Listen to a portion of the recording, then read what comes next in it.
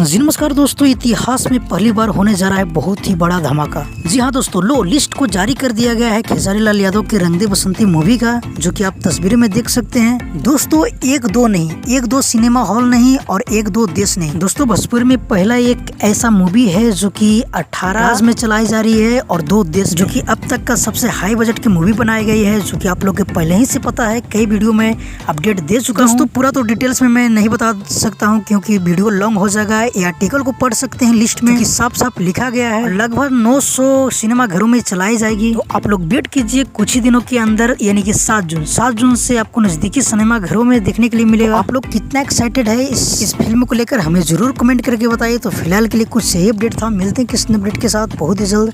अगर हमारे चैनल पर आप नए हो तो हमारे चैनल को जरूर सब्सक्राइब कर लीजिए, क्योंकि भोजपुरी का हर अपडेट सबसे पहले हमारे चैनल पर आता है। जब तक लिए जय हिंद, जय भोजपुरी।